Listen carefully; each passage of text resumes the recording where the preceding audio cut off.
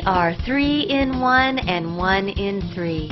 We are body, mind, and spirit. We can harmonize these 3 aspects of our being by increasing our awareness of how and why they are connected. Mastering and harmonizing our body, mind, and spirit is the key to achieving total well-being. You will lighten up by purifying your body, liberating your mind, and igniting your creative spirit. As you master and harmonize your body, mind, and spirit, you will unleash your highest potential in every aspect of your life. You will start living your best life as your highest self. Are you ready to lighten up? Voice America TV proudly presents Lighten Up, featuring your host, Suzanne Ross, inspirational author, motivational speaker, and wellness expert.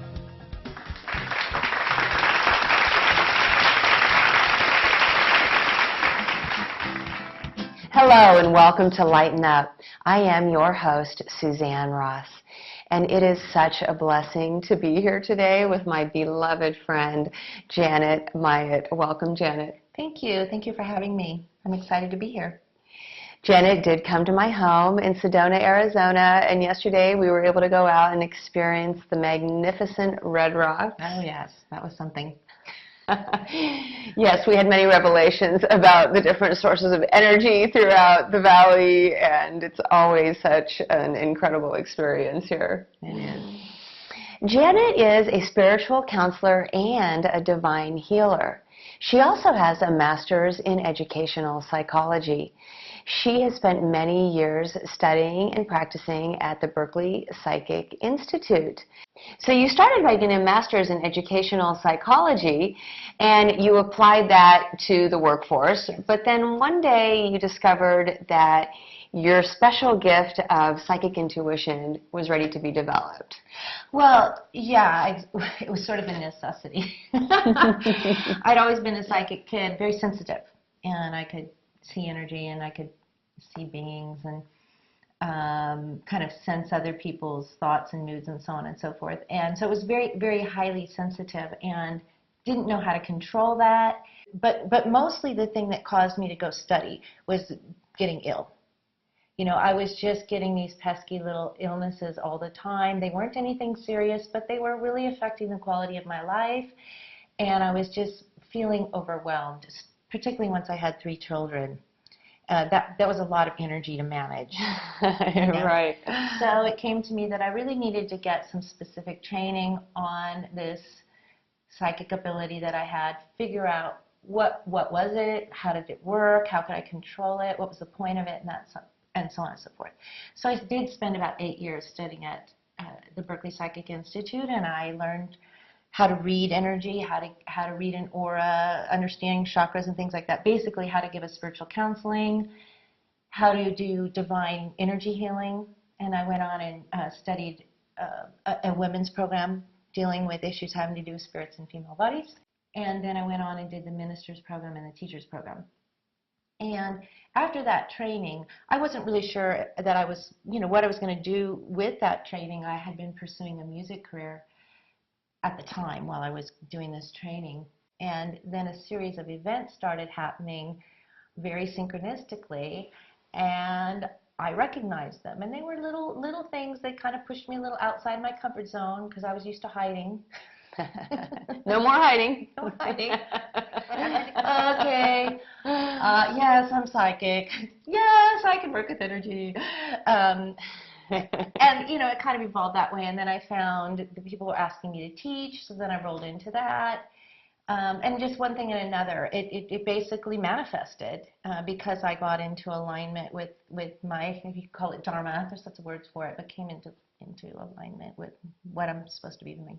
And I really want to say that this inner wisdom that was guiding me, it's in everybody. We wouldn't be here if we weren't connected to that. It's just a matter of operating sort of unconsciously within that wisdom, and then learning how to operate consciously.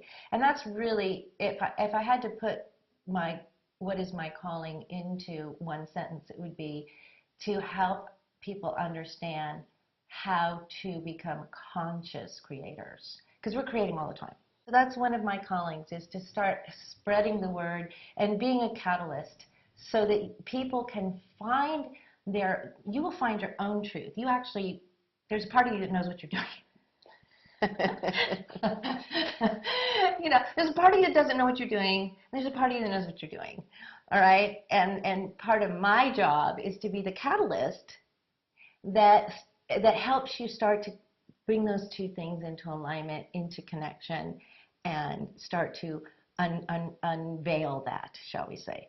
Yes, alignment, clarity, balancing. I like all of those words because I think it really does help us tune in to our higher self or our authentic self.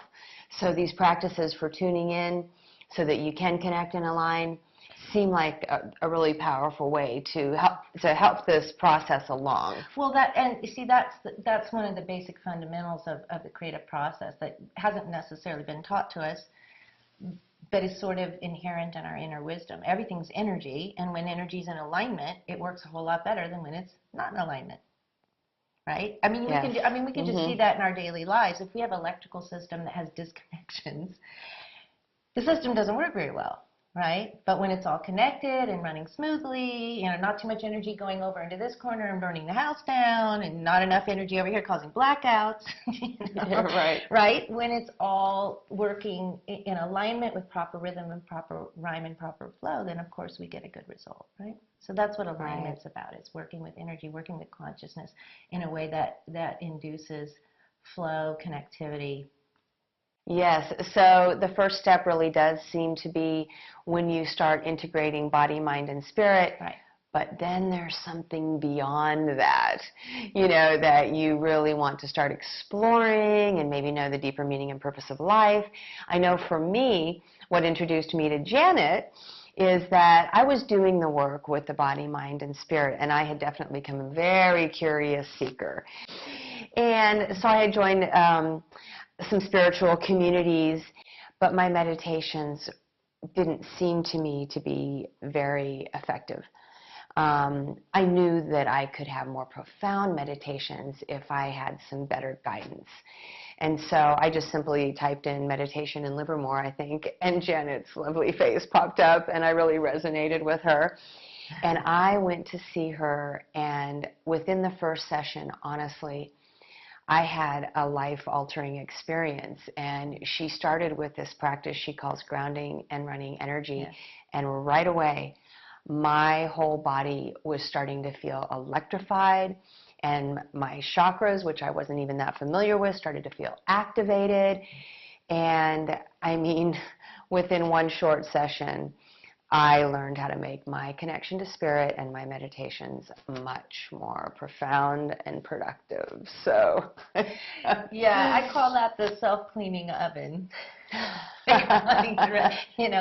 It helps us to clean out our space, and it's very activating and aligning. It's a very, very powerful meditative technique that tends to work for Westerners really well because we keep the mind engaged. One of the struggles that we've had here in the West is kind of trying to jump straight into more of the Eastern type of meditation, which is a different type of meditation and also very effective and very beneficial, very powerful, but very difficult for Westerners to start with, and really, in many cases, not necessarily the best place to start. Because we are developing the mental body and we're very much engaged in that development. So this particular technique keeps the mind engaged, and it's about bringing you more in to the body, because just like we're talking about, we want to be masterful of these vehicles. So we need to be in. We need to be grounded, we need to be in, we need to be taking charge of these vehicles and understanding how to align them and how to use them. So this particular technique, which is one of the tree of life type of meditations out in the world, is people come to me and say, oh, I can't meditate. Oh, I could never sit in a chair for 30 minutes. And I'm like, well, I'm going to take you on a journey. I don't even call it meditation. We're going to just go on a little journey. So just sit back in your chair and relax, and you can't do it wrong. And you're going to use your imagination. You're going to envision it. And that's part of the creative process. That is a principle of the creative process. So they're already starting to work consciously now with a main principle. And they use this creative visualization as I lead them through this meditation. And at the end of 30 minutes, they're like, oh, wow. Oh, my gosh. I sat here for 30 minutes. Oh, my gosh, I could do that. Wow, everyone should do this. It's so true. Yeah, because it's participatory. It is. You know, it engages your mind, and so you're doing something during meditation, doing something very powerful. Yeah. I think that science and spirituality has clearly shown, and most of us are highly aware of this now, that we are energetic beings. And these energy centers that we call chakras are not only the key to aligning and balancing, but something many of us may not be aware of is that they're actually the key or the mechanisms for creating. Right. And so even to me, that was like a revelation. Oh, you know, I can become a better manifester, you know, if I nurture my chakras. And the answer is yes. And when we come back from break, Janet is going to show us how. So you're going to want to stay tuned for that. We'll be right back. Hi, my name is Janet Myatt, and I'm a spiritual counselor, teacher, and healer. And I'm here to talk to you about one of my new classes that I'm rolling out soon. It's called the Chakra Class. And I just want to take a few moments to let you know about the class, a little bit about the structure and what you're going to get out of the class.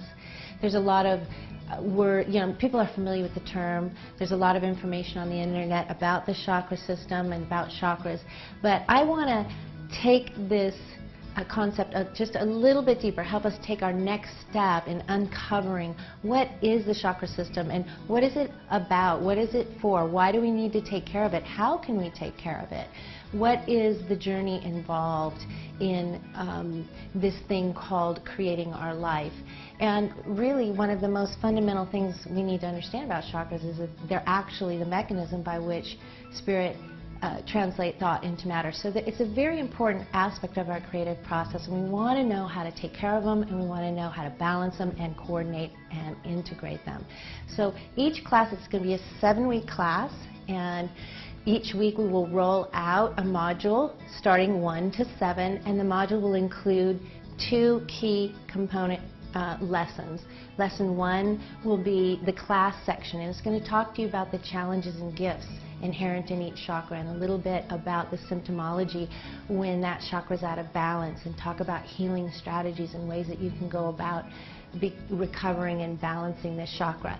The second segment is going to be full of guided meditations and energy tools and techniques that you can use to do just that, balance and heal not only the chakra, but the associated level of consciousness and some of the emotional and mental challenges that are associated with that chakra. And then, starting in week 2, we will be including the live Q&A piece. So you'll have a whole week basically to take the class, play with the tools, take it at your convenience. Then you can join us on the live Q&A call to ask your questions, start sharing your experiences with one another and with myself, and build a spiritual community for yourself. So at the end of this class, what you will have is a better understanding of the chakra system and how it works and why it's important to us, powerful tools and techniques for healing and balancing it, insight into our evolutionary purpose as creative beings, and a roadmap for your transformational growth. So I hope you'll join us. I hope I see you in class. And if you have any questions or you want to contact me and ask more about it, please feel free to contact me. There's a contact link on my website, janetmyatt.com. You can send me an email. I'd be happy to answer your questions.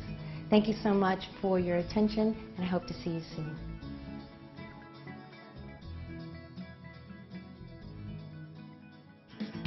Hello, and welcome back to Lighten Up. I am here today with spiritual counselor and divine healer, Janet Myatt. Welcome back, Janet. Thank you. Nice to be back. We are ready to introduce now the power of chakras. Now I know many of you watching have heard of chakras and may be aware of the different characteristics of each of the chakras and the colors. And some of you, of course, are more advanced and are really working with your chakras. But Janet has given us an opportunity to really use the full potential of our chakras with a class that she is now offering. We're going to start with week 1. And the way the class is designed is there's going to be this deep exploration of each chakra over a 7-week period of time. There's going to be a class section that includes a lot of information about the chakra, how it works, what its gifts and challenges are, what's the associated level of consciousness, what does that mean, what's the journey for us as human beings through this level of consciousness, you know, how is it a part of the creative process? And of course, studying the chakra system is studying the creative process. What are chakras? They are the very mechanism, they're the spiritual mechanism by which spirit translates thought into matter. So a lot of you have probably heard that catchphrase, energy follows thought. How? How does energy follow thought? Right? So this chakra system is a part of that, and we go into the mechanics of that so that you can understand it, and then we take a look at each chakra, like I said, and we look at the gifts and challenges. We take a look at symptoms of imbalance, whether it's being overstimulated or understimulated. What does that look like? And there can be physical symptoms, there can be emotional symptoms, there can be mental symptoms, and any combination. So we kind of take a good look at that, and then we talk about healing strategies. What can you do about it? The second lesson in each module is then a powerful hour-long guided meditation, and it's full of several meditations, so you can break it up as you go. And these techniques are the how-to. This is now the energy side of things. And also how to work with the consciousness side of things. There's tools and techniques then that you can use to start to create balance and to work on whatever the issues are in that level of consciousness.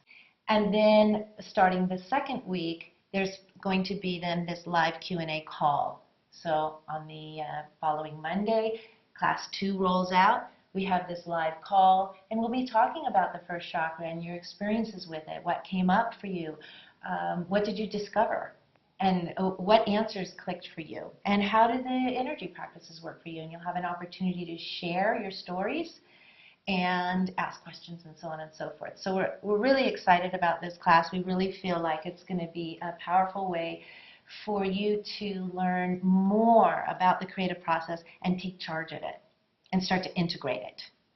Yes, it does sound like such a comprehensive class.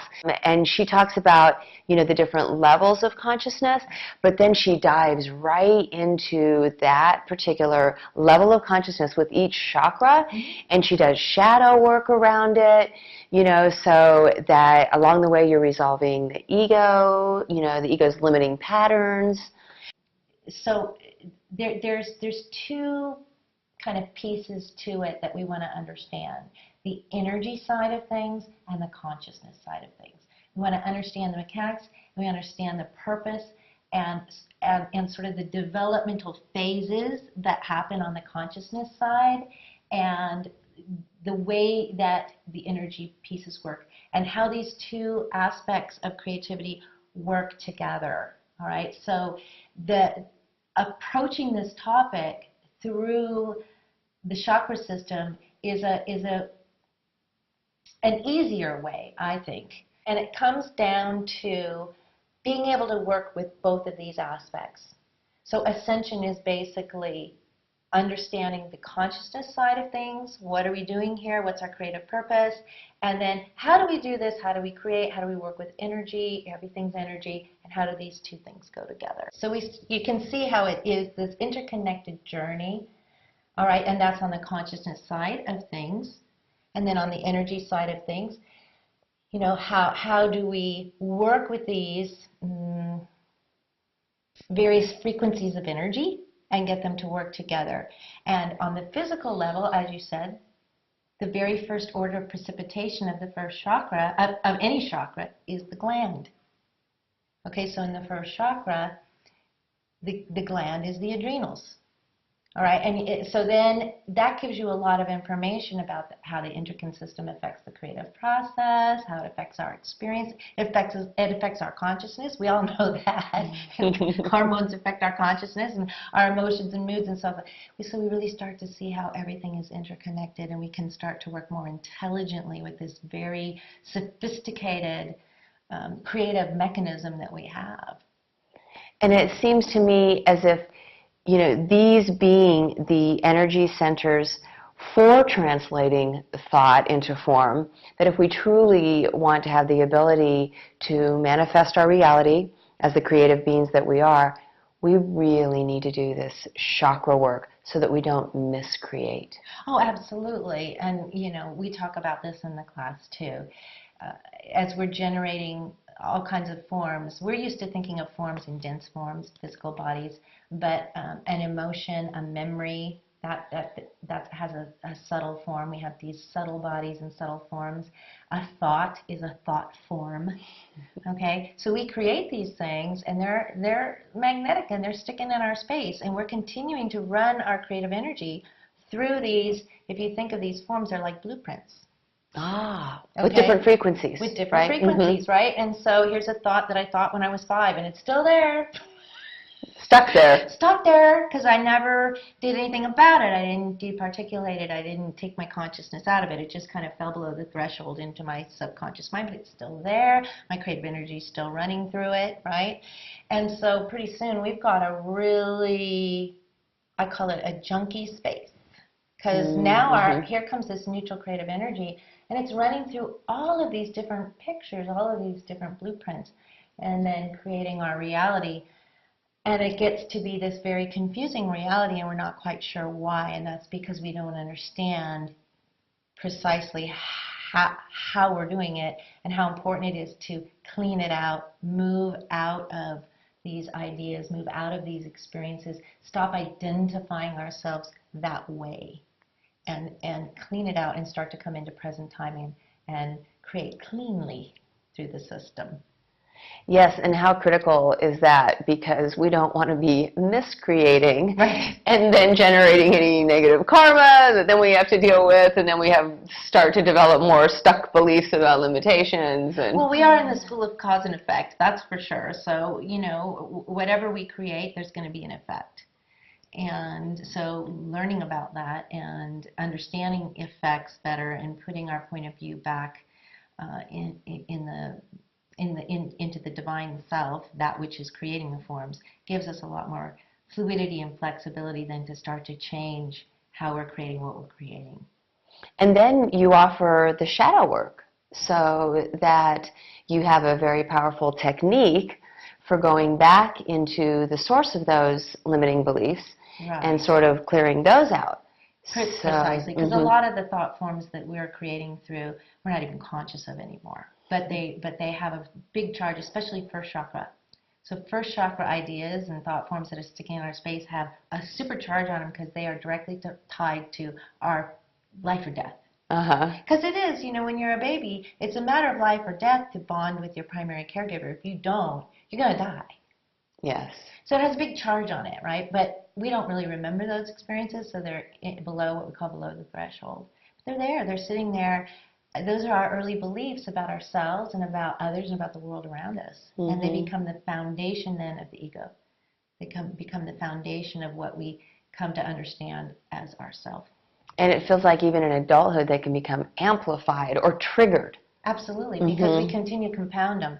Since we create through them, we continue to create more experiences that are in alignment, that match that picture. And so it's like Post-it note, right? So here you have this idea and a belief, and you have another experience comes along and says, oh, that's what we're creating? We're creating the world's not safe? And we create an experience where that's what we experience. The world's not safe. Here comes the Post-it. Okay? Oh, no, it's even bigger. So we're even more likely to create it again, right? And pretty soon we have this big ball of experience. And what we do is say, yep, see, I can prove it. I can prove that the world's unsafe because this happened and that happened and this happened and that happened and this happened and that happened. So voila, the world is not safe. And again, that's because we don't understand the creative process. We started with the idea the world is not safe. And we continued to build that for ourselves. So learning to change what we're putting our attention into and building something new. And that's quite a process, because now we've got to take our attention out of this old belief that we're not even sure we have.